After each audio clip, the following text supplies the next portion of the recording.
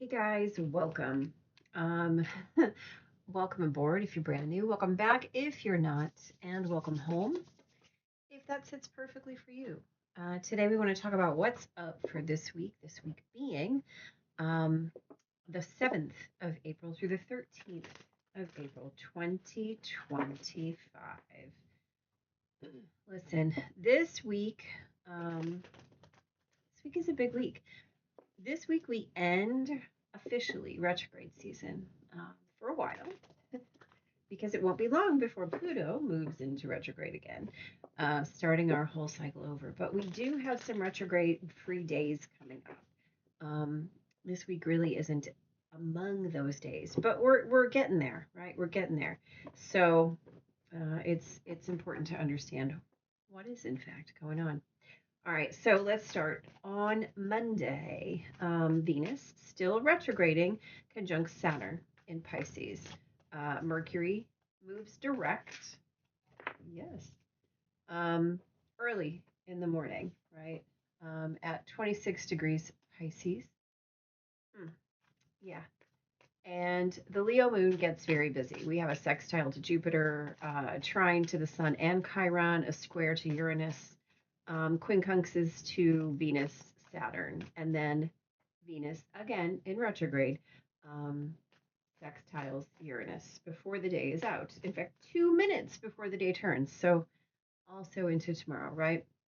So Venus conjuncting Saturn really coincides with this Mercury direct in late Pisces. So it's finally a dose of clarity when it comes to love and when it comes to money and your habits surrounding both of those themes.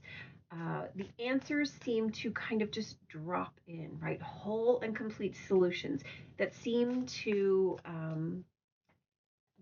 spring into your consciousness fully formed, right? Pay attention to this, right? This level of download capacity is not available to everyone all the time. So just pay attention. Here's the most important thing: write them down, write them down, write them down, write them down. Implementation will follow, but later, right? Not today. So revel in the clarity and please take notes. um, on Tuesday, that Leo moon quincunxes Mercury, right? Newly direct Mercury. And then the moon moves into Virgo. That Virgo moon is going to quincunx Neptune, now in Aries, and Pluto in Aquarius. On Tuesday, do not overthink your to do list. Don't overthink your to do list. Just do the things, do the things, do the things. Um, it's very easy to dissolve your list. It's very easy to pick apart the tasks, but at this moment on Tuesday, just doing what you need to do is the thing that's going to help you to clear your air, right? We've got all of this Pisces energy, y'all, and it makes it a little challenging um, in terms of really creating accomplishment, right? But we have Pisces that moves into Aries, right? So there is a challenged kind of vibe right now, especially because we have so much happening in Pisces and so much happening in Aries. So Pisces is this go with the flow, maybe not, it's okay if I don't. And then you have this other energy that has moved into Aries and is requiring you to be in action. So there's a real serious push me pull you happening.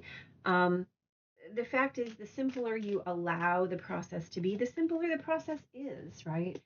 And it's not that hard. It's really not that hard. Chop wood, carry water is a real thing, right? You chop wood, you carry water. After enlightenment, you chop wood, you carry water. Things still must be accomplished, right?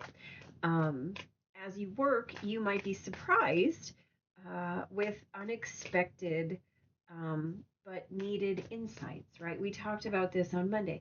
Things might drop in. So while you're working, just pay attention, right? You might get some serious gifts as a result of your willingness to be in motion, right? So just give it a shot, give it a shot. On Wednesday, that Virgo moon squares Jupiter. um, all of the self-doubts, right, that you have will absolutely amplify on Wednesday. So cut yourself some slack, right? And give your brilliant ideas some airplay. All of these things that have been dropping in on Monday, on Tuesday, um, if none of those ideas ever see the light of day, how can anything grow, right? How can it? Um, so this is one of those instances where we might say, don't check yourself, not too hard, because you might wreck yourself in terms of those ideas, right? And those things that you're being asked to put into the ethers for creative energy. So dare, right, to just start motion. See what happens. If you keep everything under a blanket, right, nothing can grow. Nothing can grow. So there, right. On Thursday, the 10th, that Virgo moon is very, very busy. Um, she quincunxes the sun in Chiron. She opposes retrograding Venus. She will trine Uranus, oppose Saturn, sextile Mars, and oppose Mercury before moving into Libra after dinner, and then opposing Neptune. So on Thursday, your own balance is absolutely at the forefront of everything. Your wider knowing is demanding clarity and center stage. And in order to allow that, you might need to also demand solitude and peace and quiet. So here's the deal. Close the doors if you need to. Don't slam them. Oh, hello. Okay, we'll take them both. Close the doors, but don't slam them. Um, and do the work that you know you need to do. So connect with your very deepest self. Let home, and right, we're talking about not just Venus home, but Venus retrograde in Pisces home, right? What does home feel like, smell like, taste like, sound like, look like to you in your deepest heart of hearts, in your soul? What is home to you? Nobody can tell you what that is, only you. So you have to get right with that. So that is the energy that must be, hear me, must be your beacon, your lighthouse. The rest of the map will absolutely work itself out, right? Oh, hello, friend. Ooh, how exciting. So that's Thursday. On Friday, the 11th, the Libra moon trines Pluto in Aquarius. So here's the deal. Your inner alignment at depth, right? When Pluto is involved, we're always talking about at depth, the deepest layers possible. That they may open some doors in your relationships today, okay? Don't neglect to include your relationship with yourself. Be extra mindful of relationships that feel karmic, that feel like destiny, that feel like they are created for you by something bigger than you, right? Those ones where you're like, click, right? And you know that this relationship is intended with bigger purpose. Take a harder, more scrutinizing look at the ways that relationship shows up in your life. What is it asking of you? What is it creating for you? And you are being asked to decide whether those relationships in your life that feel like karma are actually still resonant, right? Or whether it is time to either require shift in that relationship dynamic or to move on, trusting that if fate brought you that relationship, it will also bring you the next one, right? On Saturday, the 12th, that Libra moon will trine Jupiter. The sun in Aries conjuncts Chiron. The moon opposes Chiron. And then the moon opposes the sun. Libra moon opposes the Aries sun for a full moon at 23 degrees of Libra. Right? How exciting. Um, That's at 7:22 p.m. Central Time. At 8:02, so literally not a clock hour later, Venus moves direct, still in Pisces at 24 degrees. And then the Libra moon will quincunx both Venus and Uranus. Okay, so here's the deal. The sun conjuncts Chiron. The full moon is sextiling Venus, right? So here's the deal. If you made it through this retrograde season without reverting to old patterns, right? Congratulations. You have absolutely dissolved whatever that karmic pattern was. This could be situational, it could be circumstantial, it could be based in relationship. It doesn't really matter. At any rate, the level up is complete, right? It is a cycle of growth and transformational healing, and you are allowed to move forward in your story, right? So I say, celebrate it, please honor it for what it is. And even if it shows up and feels like a loss, honor it and celebrate it for what it is, right? Growth sometimes is disguised as a loss. And there's no nice side to that. There's no way to put a bow on that and make it feel not like a loss. But the fact of the matter is that sometimes growth is cloaked as a loss, and that's okay. That's just how it is. So yeah, be aware of that on Saturday. And on Sunday, the 13th, that Libra moon will quincunx Saturn, square Mars, quincunx Mercury, and then the moon moves into Scorpio. It's late in the morning, honestly, so you don't even get a full day with that Libra moon. And then the Scorpio moon will quincunx Neptune and square Pluto. So here's the deal. On Sunday, it is a day where it's tense aspects, right? Lots of squares, lots of quincunxes. So keep your momentum moving forward, right? Absolutely mindful of the commitment to that healed story. Remember the work you did on Saturday, right? So all of those ways and places you might be tempted or triggered into being reactive absolutely are just those same situations, circumstances, or relationship patterns coming back. You absolutely can overcome them with your own determined presence. So be a responder. Be a responder. And as you remind yourself toward that sense of, wow, what's going on here? Toward that mission or purpose, just keep kind of angling yourself back toward union, remembering that that Scorpio moon is really kind of cradling your heart, and that union is that place you're always looking for, right? So don't lead with your stinger, Scorpio moon. Lead with your heart, right? Because remember, Scorpio has that capacity. Thank you. Oh, that's funny. Why? I was just talking about this card today. Well, there you go. Let's chat, shall we? So on Monday, the 7th, okay, look, we have the Nine of Pentacles. Beautiful, right? Nine of Pentacles. This is wish fulfillment. This is really having what it is that you require, really having the power of manifestation and foundation.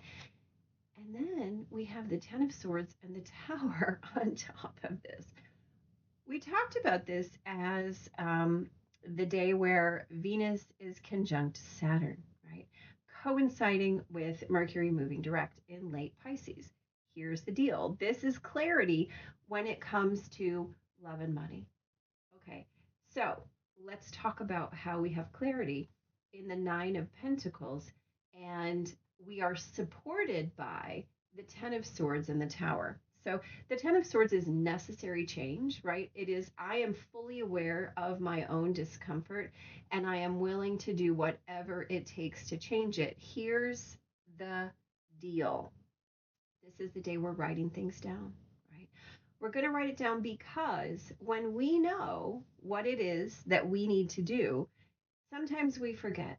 So if we know how to change our situation, circumstance, or relationship so that it is more in tune with our authentic and highest self, and we don't write it down, and then we forget, what happens is external forces have to come in and shift it for you. Right? This is what the tower is representing. If you're here, you can choose to move yourself towards something bigger and better. If you're here and you don't choose to move yourself towards something bigger and better, guess what? The tower is going to come in and do it for you. So write those things down, right? Write them down. Take your notes. You know where it is you need to go. The action will be in your hands, right? With Saturn, Saturn's strong presence here. Saturn requires you to make your own rules and boundaries. As long as you're doing that, you're in line with that Saturnian energy. If not, well, the universe is going to come in and do it for you. Don't let that happen. On Tuesday, we have Justice. We have the King of Cups. Okay, so we talked about not overthinking, right? Just minding your to-do list and allowing the process to be what it is. Chop wood, carry water. Guess what? If you know how it works and you take those steps, again, we're going to do those things, right? You know what it is that you require. You know how to fill the cup, right? I think it's absolutely no coincidence that we have chop wood with Justice, the sword, and carry water with the King of Cups. So we're just going to take that as confirmation, and not to be surprised if you end up with those unexpected insights, right? We're talking about King energy and the major Justice. So allow whatever comes in to be for you and put it to work for you as you're chopping wood, as you're carrying water, right? No lie. You can't make it up, people. Okay, two majors. Hello. Let's pay attention. On Wednesday, you have the Hierophant and the Fool. I love this as a pair because the Hierophant is about tradition. It's about expectation. It's about the way that we are trained and shaped and forged and taught to do X because of X, to do X because of X, right? This is, well, this is how we do it. This is the way things are. This is our process. This is what you need to do and be. And the Fool says, really? Are you sure? Because I think I'm just going to go with it here. We talk about this as the day where we want to give some of our ideas airplay, right? So if you're holding back because you feel like, oh, I might not be viewed in the most positive manner. Somebody might think this is crazy. Well, the Fool is here to say, guess what? You have all of these insights as gifts from the universe. What you choose to do with them and how you choose to put them out there might not be the way that you've been taught to do it, and yet it's still the way you're supposed to do it, right? This is where we trust the journey. This is where we take the leap and know that our wings come on the way down, right? This is where we know your way. See the little feather up there? This is where we know that your way is the only way, because there are 8 billion ways to do it. You can't be wrong. You can't be wrong. You can only try and keep your light under is it under a bushel? Keep your light under a bushel? I'm not sure if that's the exact correct phrase, but you can't say no to what the universe asks of you and still expect to succeed, right? It doesn't work that way. So today, dare, right? Dare and see what happens. On Thursday, we have the Knight of Cups and the Nine of Swords. This is interesting, right? Because the Knight of Cups is asking you to move forward, and the Nine of Cups says, or the Nine of Swords says, that makes me nervous. That makes me very, very nervous, right? So, finding your own balance, right? Again, we talked about this. Your inner knowing, absolutely demanding center stage. If you have to close the doors, right? Don't feel some kind of way about it. And you don't have to get all up in your business. Just close the doors and retreat to the sanctity and solitude of your own inner self. There is nothing to be anxious about as you process, as you do that work. Right. When you're connecting, we talked about that deepest sense of home offered by Venus in Pisces right now in retrograde. So if your mind is giving you those plinks of doubt, right? Shoving icicles in the way that you feel like you really want to move forward in this beautiful heart based energy, it's your job to ask yourself why, right? Um, Trust your heart here. That is where your map works, right? That is how you create. That's where you get the ink and the paper and the insight in order to create the topography of that map that is your soul's trajectory. Nobody else knows what that is, right? Nobody else knows what that is. So second guess yourself at peril, right? This is a time where, with this late Pisces energy, you are being asked to really, really dig in and trust, right? We've got Mercury and Pisces both coming out of retrograde in late Pisces. We have Neptune just moving out of late Pisces. Saturn is there, right? Rules, boundaries, and restrictions that are loose and intuitive. And we have the North Node sitting there in Pisces. This is a time where you're shaping your destiny. If you back off, right? If you back off, that's an on you thing, right? If you don't dare now to do those things that you're being asked to do, when are they going to get done? This is time. This is mission time, right? This is purpose time. This is action time. This is begin the go of go time. So the way that you step in to your destiny at this point is absolutely up to you. There. On Friday, look, you have the devil and the Seven of Wands. Your inner alignment at depth is opening those doors. Do not look back without looking forward, right? We talked about how being extra mindful of relationships that feel karmic is important, right? Are you so hooked into your old patterns that you're standing in the way of your progress? Question mark. It might be the case. Um, Looking at your relationships, looking at your relationship with money, looking at your relationship with the way that you're creating your own sense of home, and figuring out where you're blocking yourself, where you're defending a thing that's not functioning. Okay.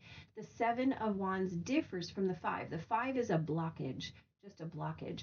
The Seven means you are defending something that is no longer valid, or you're perhaps haven't, let's say, examined something in fullness yet.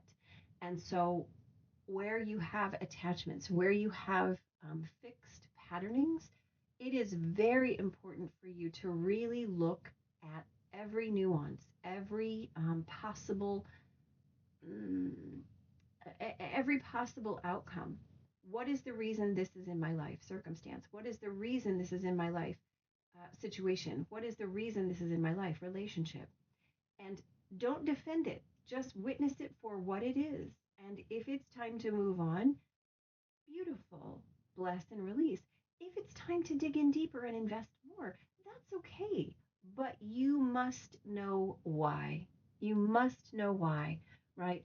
It is your resonance that is ruling this journey. And if things are out of resonance, I mean, it's time. This is time. On Saturday, we have the Three of Pentacles and Judgment. Okay, this is quite lovely. The Three of Pentacles is the way that we're collaborating, right? And again, this echoes this energy here. Those things that are worth your investment. At this time of full moon, right? We can see everything at the time of full moon. So without reverting to old patterns, Judgment helps you leave behind things that are no longer required. So if you need shoring up in any way, you absolutely have it, right? This is that time of destiny, right? Of really moving forward with capital H highest and capital B best at your forefront. So really finding that that energy of the dissolved pattern, the karmic celebration, right? I have completed this cycle and I am willing to let it go, knowing that there is always new collaboration, that there's always support available, that this cycle of growth and transformation can be complete because there's always more, right? It's not that I'm afraid of releasing the cycle because I have learned all I have learned from this cycle. And I know that what's coming is always for me, right? I'm just saying, celebrate it regardless of what it is. And on Sunday, you have the High Priestess and the Page of Wands. So again, what comes in, right? The inspiration, the new, the passionate angling toward is always there. The High Priestess allows you to follow your intuition and to lean in through your healed story, right? Making sure that you are not falling victim to impulsive actions due to cryptic signaling. The fact of the matter is, you don't have to be triggered. You don't have to be um, tempted, right? That's back there. That's back there. Here we stand, right? Here we stand knowing that we have brilliant input. How we deal with it is absolutely okay because we have done the work, right? This is me in my highest and best. And whatever comes in to trigger or tempt me, I will meet it in my highest and best. And then it is for me, only for me, right? You are a responder. And as you remind yourself constantly toward purpose, toward destiny, toward union, right? Remember, we talked about it. We're not using the stinger of that Scorpio moon on Sunday. We are utilizing the heart, as our guidance system. Fractally delicious. I really did just talk about this today. Um, Speaking in terms of the way that time is moving right now, these are choice points, right? These are big choice points. Like sometimes we have portions of our timeline that might be, I'm seeing them as like narrow lines, right? They're not as critical, they're not as thick, they're not as trajectory shifting, right? We make some choices and it's a small choice and it might have a large echoing capacity, right? But it's still a small choice, right? Every choice is an important choice, but some are bigger, some are smaller. We are at a place now where our choices are being written in bold, right? In bold face. This is like bold, gold filigree kind of timeline stuff here. So make sure that the things that you are aware of, the work you're doing, the choices you're making, um, the places you're choosing to level up, the places you're choosing to hold that highest space are actually super meaningful because this is like neon, right? This is the neon part of our timeline, both individually and collectively. Is it delicious? I ask you. You tell me. Okay. Look at that. What a beautiful card. It's the number 1 card. Come on. Tree of Life. Well, let's see what we have to say. I'm going to have to find it. Guess it should be easy because it's number 1, right? Correct. The Tree of Life, fertility, creativity, destiny, magical blessings. We talked a lot about those things. All right, let's read. The magical tree depicted in this image is symbolic of your life's journey. Having matured and grown strong through the changing seasons and cycles of life, you have now reached a stage of creative abundance. Well, yeah. Your roots are firmly planted in the fertile soil of your dreams and imagination, and you are ready to fulfill your destiny. A new creative cycle begins. Yes, yes, yes. Um, One infused with your love and all the wisdom that you have gained from your life to date. The struggle is over. From now on, you will achieve greater results than ever before, and you will do this with grace, poise, and ease. all your past experiences, all the knowledge you've gained, and all your previous work now all come together to serve a higher, more heartfelt purpose. This is a period in which you are truly the master of your own destiny, a time where you would truly love to achieve or create. Hold on. A time where anything you would truly love to achieve or create is possible. We just talked about that. Here is the affirmation: I am the master of my own destiny. All I truly desire, I create. I create. All I create. Okay, I'm going to start that over. Here we go. I am the master of my own destiny. All I truly desire, I create. All I create through love. All I create is for the higher good of all. I am truly blessed and grateful for the abundance in my life. Well, I think we talked about this. I think we talked about all of that. Yeah. Here's what I can say to you. Please be mindful of the way that you are amplifying, right? Especially in this pocket of time. Um, the things that you are investing your energy in are the things that you are amplifying. If the things you're investing your energy in are not the things you want to see amplified, then pay attention to where you're putting your energy. Right? Pay attention. It's important. It's neon, okay? Guys, this is amazing. What a great week. Big giant blessings and happy end of retrograde seasons and happy full moon. I will see you next time. Till then, be blessed.